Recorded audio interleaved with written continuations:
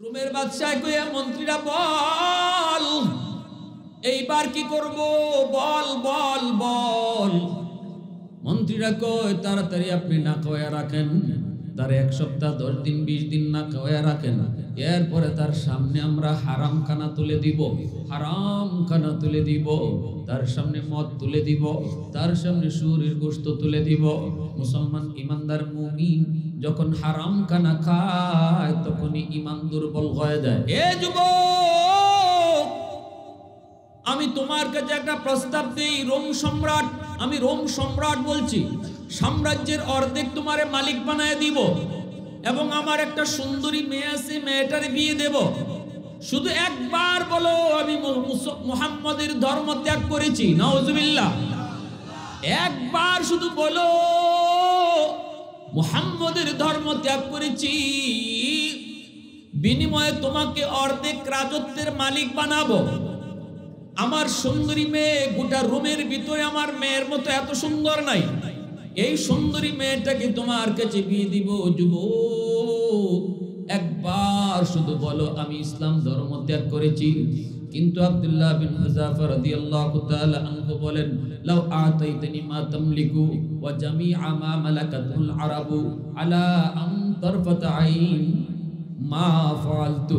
যদি তুমি শুধু রোম সাম্রাজ্য নয়, গোটা দুনিয়ার মালিক যদি আমি আব্দুল্লাহকে বানায় দাও, বিনিময়ে শুধু এক পলকের জন্য আমার ইসলাম ধর্ম ত্যাগ করতে বলো, আমি আব্দুল্লাহ জীবন যাবে তবুও সেটাতে রাজি হব না। আওয়াজ দেয়া কও না সুবহানাল্লাহ। প্রশংসা করব কার? আরো জোরে জুড়ব কার? वहदत की हिफाजत नहीं बेक़ुव्वत बाज़ू, वहदत की हिफाजत नहीं बेक़ुव्वत बाज़ू, आती नहीं कुछ कामी अक़्ल खुदा दा, आती नहीं कुछ कामी अक़्ल खुदा दा। ऐ मर्द खुदा तुझको क़ुव्वत नहीं हासिल, जा बैठ किसी गार में अल्लाह का करिया, ये सच है कि बातिल की तरफदार नहीं हम, गद्दार न समझो गम गद्दार नहीं हाँ, फूलों की तरह नर्म मिजाज अपना है नज़र, हम तेरी नहीं नेज़ा व तलवार नहीं हम, हम तेरी नहीं नेज़ा व तलवार नहीं हाँ। মুসলমানের আওয়াজে বলেন আল্লাহু আকবার। এইবার রোম সম্রাট কয়, এই আমার মন্ত্রীরা তাড়াতাড়ি কও। যুবকের যে জবাব দিছি, জবাবে তো আমি বুঝলাম এদের ঈমান সহজে নড়ানো যাবে। মন্ত্রী কয়, আপনি এক কাম করেন, এক ঘরের মধ্যে যুবককে আটকায় রাখেন, এরপরে আপনার সুন্দরী মেয়েটাকে এই ঘরে পাঠায় দেন। যদি মুসলমানের ঈমান যদি দুর্বল করতে হয় তাহলে আমলকে দুর্বল করতে হবে। আমল যার যত দুর্বল ঈমান তত তার দুর্বল, আমল যার যত মজবুত ঈমান তার তত মজবুত। ঠিক কি না? পর্দা না করে কেউ যদি কয় আমার ঈমান বড় পাক্কা ঈমান, মিছা কথা, বাটপার, চিটা। ঠিক কি না? নামাজ পড়ে না এক ওয়াক্ত, এরপরে কয় জান্নাত গেলে হুজুরার আগেই যাইনি। কয়নি না? কয় না? এমন কিছু বাটপার আসেনি না? না, নামাজ পড়ে না এক ওয়াক্ত, কয় জান্নাত গেলে নমাজি হলতে আগেই যাব। কত বড় বাটপার! বোঝা যায় জান্নাত হের শ্বশুর বাড়ি। জান্নাত কি শ্বশুর বাড়ি? হ্যাঁ। আমল যত তার যত মজবুত, ঈমান তার তত মজবুত। আমল যত তার দুর্বল, ঈমান তার তত দুর্বল। ঠিক কিনা? জোরে বলেন। এইবার আব্দুল্লাহ বিন হুযাফা রাদিয়াল্লাহু তাআলা আনহুকে রোমের মধ্যে আটকায় রাখলো। আর এই সুন্দরী মেয়েটাকে বাদশা ডাক দিয়ে আনলো, আইনা কইল, মা তুই এই রোমের ভিতরে ঢুকবি, অর্ধনগ্ন হয়ে ঢুকবি, তোর দেহের অর্ধনগ্নতা যেন দেখা যায়। ওই ঘরের ভিতরে একটা যুবক আছে, এই যুবককে তুমি তোমার রূপ দেখায়া, তুমি তোমার সৌন্দর্য দেখায়া এই যুবককে তুমি অন্যায় কাজে লিপ্ত করবা। যদি করো তাহলে তুমি আমার বেটি। নাউজুবিল্লাহ জোরে বলেন। বাপ কা বেটি, যেমন বাপ তেমন মেয়ে। মেয়ে কই ঠিক আছে আব্বা, আপনি টেনশন করেন না, আপনার মনের আশা পূরণ হবে। ঢুকছে গিয়ে রুমের ভিতরে আব্দুল্লাহ বিন হুযাফা রাদিয়াল্লাহু তাআলা আনহু, নবীর সাহাবী, হাতে গড়া সাহাবী, আমার নবীর হাতে গড়া, নামাজে দাঁড়ানো।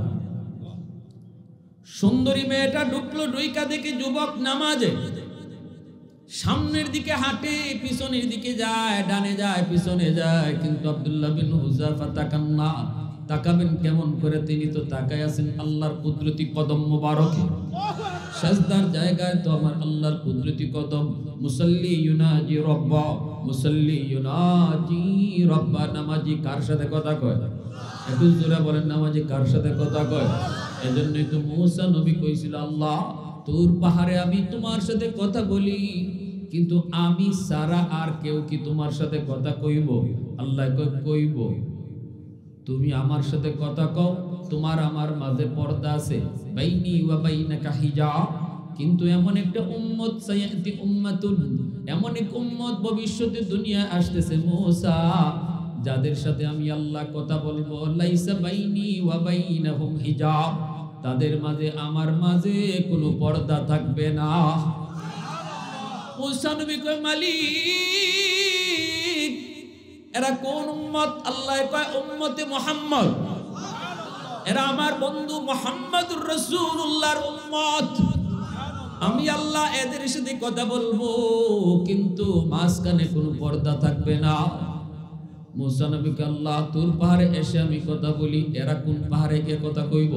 আল্লাহ কয়, কোনো পাহাড় না, এরা নামাজে দাঁড়াইলেই আমার সাথে কথা কইব।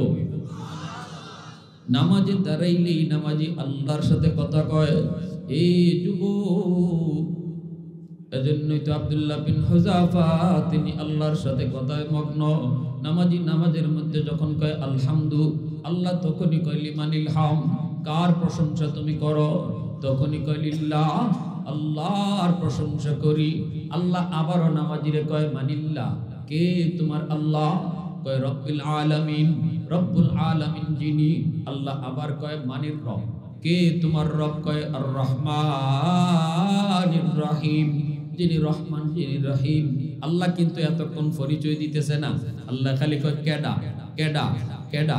তখনই কয় মালিক ইয়াউমিদ্দিন, যিনি কিয়ামত দিবসের মালিক। তখনই আল্লাহ পাক নিজের পরিচয় দিয়া কয় বান্দা, এতক্ষণ তুমি যারে আল্লাহ বলেছো, এতক্ষণ তুমি যারে রব বলেছো, এতক্ষণ তুমি যারে রহমান রহিম কয়া ডাকছো, আমি সেই আল্লাহ। এইভাবে আল্লাহ নামাজির সাথে নামাজি কথা কয়।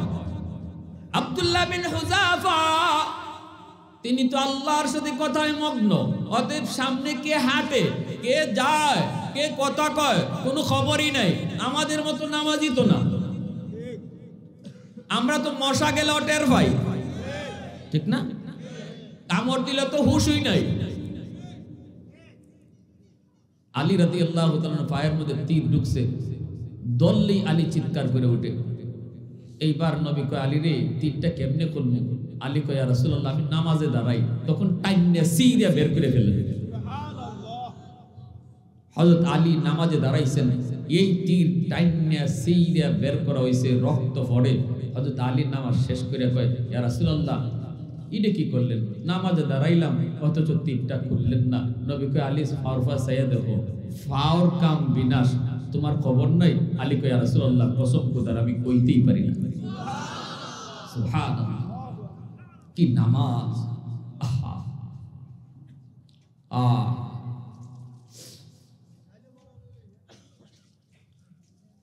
আর এখনের যুগে তো নামাজে ফোন আইলে মোবাইল ধরে লাগে। এই বেটা আমি এখন নামাজে আছি, পরে কথা বল। চাচা এইভাবে নামাজের কথা কইলে নামাজ হয় না। এই তুমি কোন মাদ্রাসাত পড়ো, কোন ক্লাসে পড়ো, কয়দিন হয়েছে নামাজ শিখছো? 70 বছর ধরে নামাজ পড়ি ভাই, নামাজ পড়ি। হয়েছে নি কাম? কাম হয়েছে? ওযু করছি এই জায়গা শুকনা, চাচা ওযুটা হইছে না। ওযুর 4 ফরজের 1 ফরজ, এখানে যদি একটু শুকনা থাকে ওযু হয় না। 2 দিন হয়েছে না নামাজ শিখছে আমারে ভুল ধরতে হয়েছে। 40 বছর ধরে নামাজ ইবাই পড়তেছে, কি ভাই ভুল ধরলেও সমস্যা। এই জন্য আপনাদেরকে বলি, মসজিদের ভিতরে কেউ যদি একটু উল্টাপাল্টা করে, নামাজ একটু ভুলভাল হয়, আপনারা ধরেন না, ধরলে পরে কিন্তু মাই দিতে পারে। কারণ বেচারা কিন্তু 40 বছর ধরে নামাজ পড়তেছে, খবর আছে কিন্তু। আপনি ভুল যদি দেখেন তো কইবেন, ভাই নামাজটা যে আপনি এবার পড়ছেন আসলে আমার ভুল না আপনার ভুল, একটু হুজুরের কাছে বোঝা দরকার। আমি তো আরেকবার পড়ি, মনে হয় আমারটাই ভুল, চলেন হুজুরের কাছ থেকে জানি। এই কথা কয়ে বুঝাইয়া বাজাইয়া হুজুরের কাছে নিয়ে আসেন। আপনি ভুল ধরলে জীবনও মানত না, ঠিক না জোরে কর? মনোযোগ আছে সবার? কার কার আছে একটু হাত তুলে আল্লাহর দেখা। আল্লাহ কবুল করো, জোরে কোন আমিন, আরো জোরে আমিন। আব্দুল্লাহ বিন হুযাফা রাদিয়াল্লাহু তাআলা আনহু তিনি নামাজের মধ্যে মগ্ন। রোমের সুন্দরী মেয়ে, রোমের বাদশার মেয়ে, অর্ধনগ্ন, শরীরে কাপড় নাই বললেই চলে। এই অবস্থায় নবীর সাহাবীর ডানে যায় বামে যায়, তাকায় দেখে মেয়েটায় যুবক, একবারও তার দিকে তাকায় না। এইবার মেয়েটায় কই, তুমি তো সালাম ফিরাইবা, সালাম ফিরাইলে দেখবো আমার দিকে কেমন করে তুমি তাকাও না। বাম দিকে যখন আমরা সালাম ফিরাই, এই বাম দিকে কাদের সঙ্গে মেয়েটা একদম বসে আছে। আব্দুল্লাহ বিন হুযাফা যখন সালাম ফিরাইলেন, আসসালামু আলাইকুম ওয়া রাহমাতুল্লাহ, আসসালামু আলাইকুম ওয়া রাহমাতুল্লাহ, সালামটা ফিরাই দেখেন গজব। এতক্ষণ তো হুঁশ আছিল না, আল্লাহর সাথে কথা, সালাম ফিরাই দেখেন হাই হাই, সাথে সাথে উনি আবার নামাজে দাঁড়ায় গেছে। আল্লাহু আকবার। এইবার মেয়ে কয়, আয় হায়, আমি তো ভাবছিলাম এখন আমার রোগে ধরবো, এখন আমার চিকিৎসায় কাম হবে, কিন্তু না না হয় নাই। আবার কখন নামাজ শেষ হয় খবর নেই, লম্বা নামাজ কখন শেষ হবে খবর নেই। মেয়েটা ডানে বামে করে কোনো খবর নেই, বের হয়ে আসছে। বাদশাহ কই, মা কাম হইছে নি? মেয়েটা কয়, আব্বা আর একটু সময় যদি আমি থাকি তাহলে আমিও এই যুবকের ধর্ম গ্রহণ করে ফেলবো। কার কাছে পাঠাইছো? কি যুবক নাকি ফেরেশতা? আমি তো এমন মেয়ে, রাস্তা দিয়ে হেঁটে গেলে পরে যুবকদের মাথা নষ্ট হয়, আমার দিকে তাকাইলেই বেহুশ হয়, অথচ আমি কার কাছে গেলাম আমি তো বুঝি না। বাবা আর একটু কিছু সময় যদি থাকি, অথবা আরেকবার যদি আমারে পাঠাও, আমার মন বলে আমি যুবকের ধর্ম ইসলাম ধর্ম গ্রহণ করে ফেলবো। রোমের বাদশাহ কইয়া, মন্ত্রীরা বল এইবার কি করব, বল বল বল। মন্ত্রীরা কয়, তাড়াতাড়ি আপনি না খাওয়া রাখেন, তার 1 সপ্তাহ 10 দিন 20 দিন না খাওয়া রাখেন, এরপরে তার সামনে আমরা হারাম খানা তুলে দিব, হারাম খানা তুলে দিব, তার সামনে মদ তুলে দিব, তার সামনে শুয়োরের গোশত তুলে দিব। মুসলমান ইমানদার মুমিন যখন হারাম খানা খায় তখনই ইমান দুর্বল হয়ে যায়, ঠিক না? সমাজে সুদের ব্যবসা আসেনি না নাই? হ্যাঁ, ওরে বাপ, পুরুষে খালি এখন সুদ খায় না, এখন ঘরের মহিলারাও সুদে টেকা লাগে। আগে বুঝতাম জানতাম ধনীরা সুদের ব্যবসা করে, এখন গরিবেও করে। রিকশাওয়ালার বউ 5000 টাকা হাতও আসলেই কয় লাগাইলা। নাউজুবিল্লাহ। এই ঘরে রহমত আসবো কি কইরা? স্বামী স্ত্রীর ভিতরে মহব্বত বাড়বে কি কইরা? সন্তান মাকে মানবে কি কইরা? যে ঘরে সুদের টাকা ঢুকতেছে, 10,000 টাকায় 12,000, 20,000 টাকায় 25,000, 30,000-এ 40,000, কি গরম ব্যবসা। হ্যাঁ, সমাজে এক শ্রেণীর মানুষ যাদের ক্ষমতা আছে, টাকা আছে কচকচে, এরা এই টাকা পাইয়া আর ক্ষমতা দেখা লোভ সামলাইতে পারে না, কচকচে টাকার জন্য সুদের ব্যবসায় নেমে যায়। ভালো করে মনে রাখবেন, সুদকুর কখনো জান্নাতে যেতে পারবে না, সুদকুর কখনো জান্নাতে যেতে পারবে না। আল্লাহ তার জন্য জাহান্নামকে চিরস্থায়ীভাবে হারাম করে দিবেন যদি তওবা করে সুদ না ছাড়ে। এত কঠিন ভাবে আল্লাহ নারাজ হয়। আমরা দেখি সুদের ব্যবসায় টাকা বাড়ে, কিন্তু আল্লাহ বলেন ইয়ামহাকুল্লাহু রিবা ওয়া ইউরবিস সাদাকাত। আমি আল্লাহ বলি আমার রাস্তায় দান করলে বাড়ে, সুদের ব্যবসায় বাড়ে না। তোমরা দেখো সুদ খাইলে বাড়ে আর মসজিদ মাদ্রাসা দান করলে কমে, আর আমি আল্লাহ দেখতেছি তোমার দান করার দ্বারা বাড়তেছে আর সুদের ব্যবসার দ্বারা তোমার কমতেছে।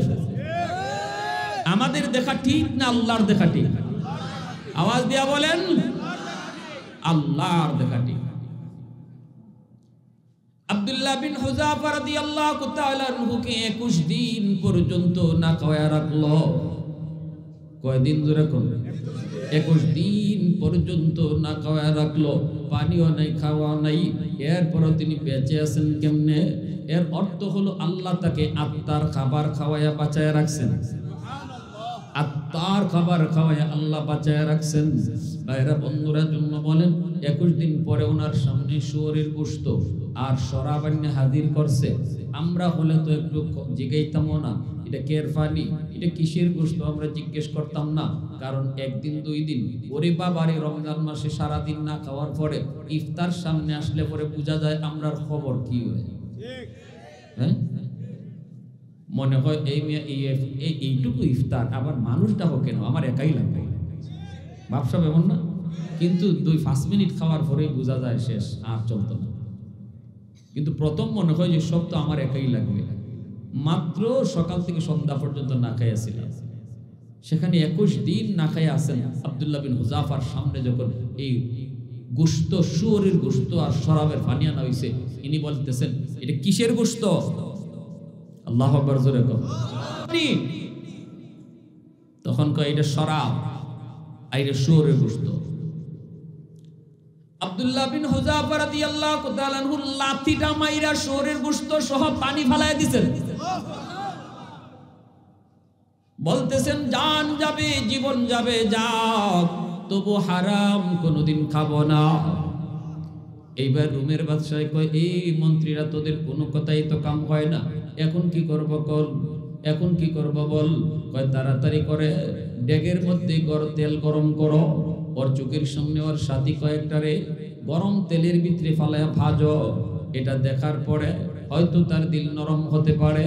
আব্দুল্লাহ বিন হুযাফা রাদিয়াল্লাহু তাআলা আনহু সঙ্গী সাথীদের ভিতরে একজনকে যখন এরকম গরম তেলের ভিতরে ফালায়া ভাজলো, উনি তো শহীদ হয়ে গেল। আব্দুল্লাহ বিন হুযাফার চোখ থেকে দর দর করে পানি পড়ে। রোমের বাদশাহ কয়, হ্যাঁ এবার মনে হয় যুবক কিছুটা নরম হইছে, কান্না করতেছে, মনে হয় নরম হইছে।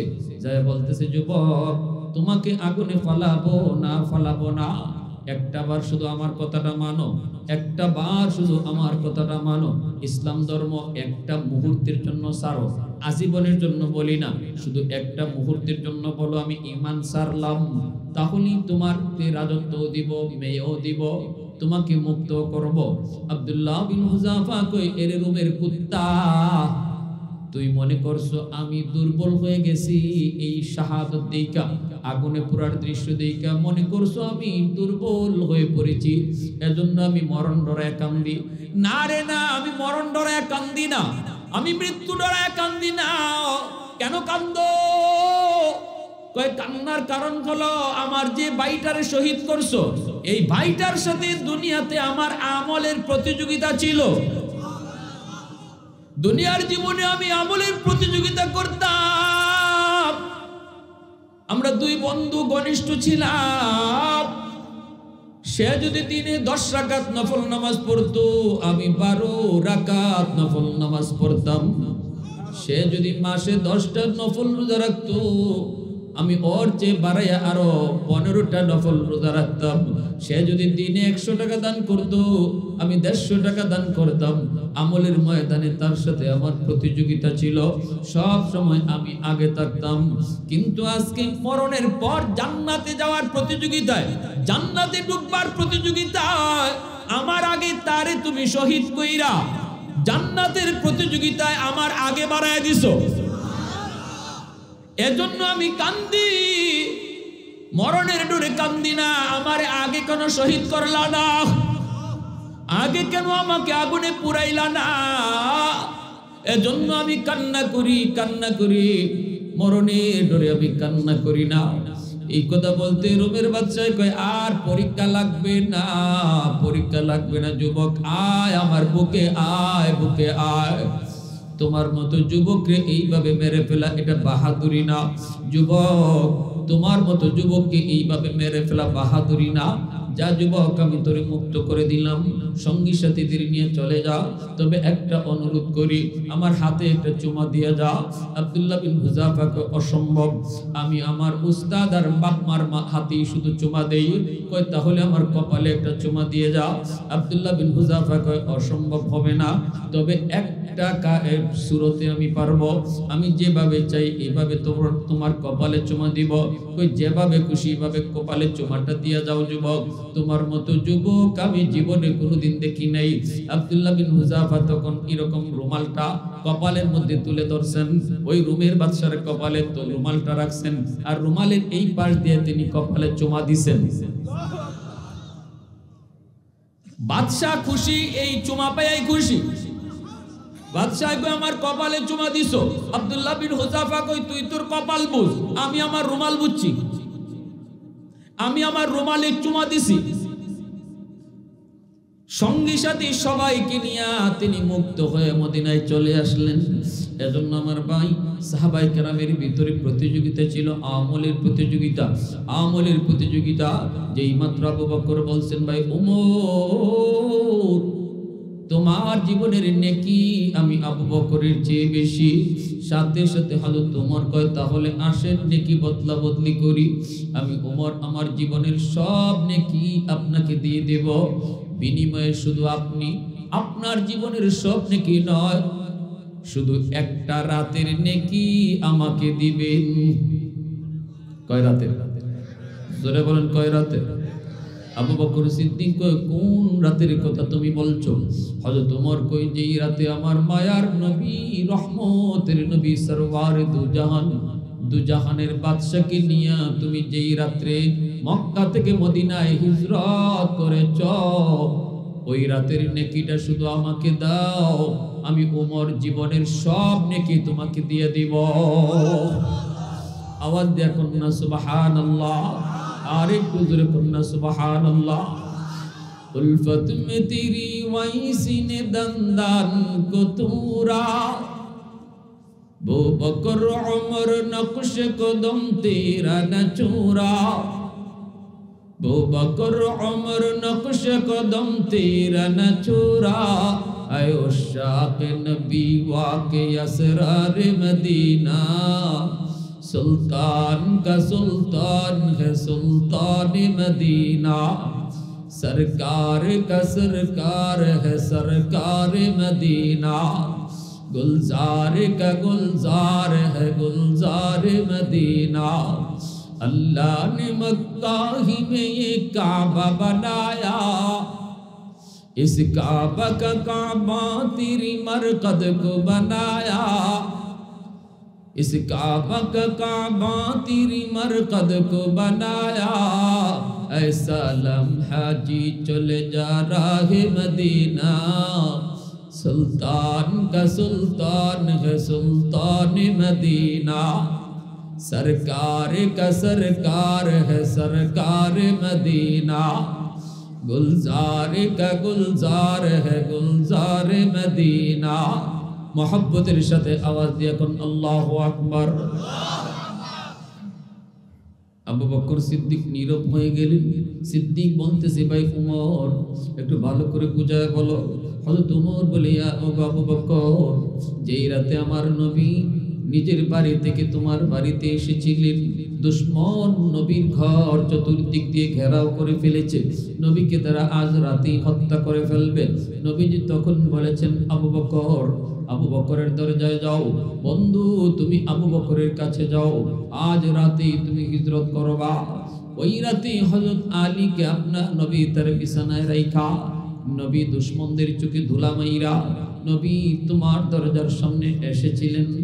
সেই রাতটা হলো গভীর রাত, সারা দুনিয়ার মানুষ ঘুমে, পাকপাখালি পর্যন্ত ঘুমে, সবাই ঘুমের সাগরে বিভোর। ওই অবস্থায় রসুল তোমার দরজার সামনে এসে দাঁড়ালেন। দাঁড়ায় আস্তে করে রসুল ডাক দিলেন, আবু বকর। কারণ দুশমন পিছনে নবীকে খোঁজার জন্য বের হয়ে গেছে। আবু জাহেল 100টা উটের ঘোষণা দিছে, যে মুহাম্মদকে ধরতে পারবা তাকে 100টা উট দেওয়া হবে।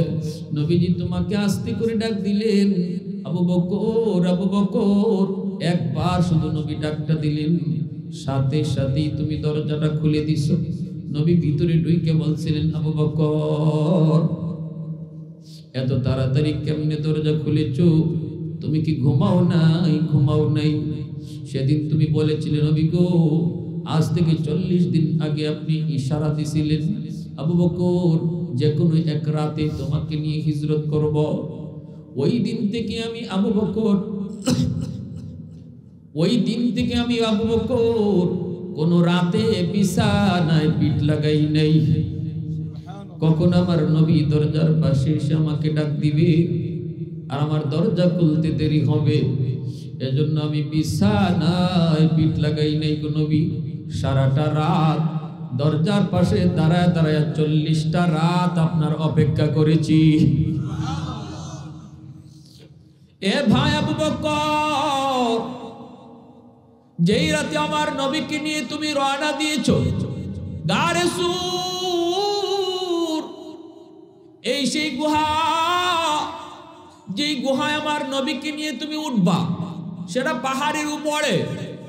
এই পাহাড়ের নিচে যে নবীকে বলেছো, নবী গো, এত উঁচু পাহাড় বেয়ে বেয়ে আপনার উঠতে বড় কষ্ট হবে, আপনি পাহাড় বেয়ে উঠতে পারবেন না, আপনি আমার পিঠে উঠেন।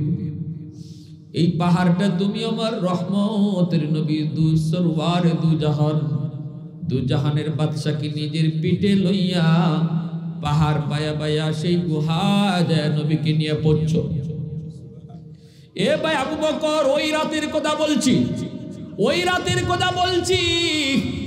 যেই রাতে আমার নবীকে নিয়ে তুমি গুহার কিনারায় দাঁড়ানো, আর নবীকে বলেছো, নবী গো, আপনি আগে ঢুকেন না, আমি যে আগে ঢুকবো।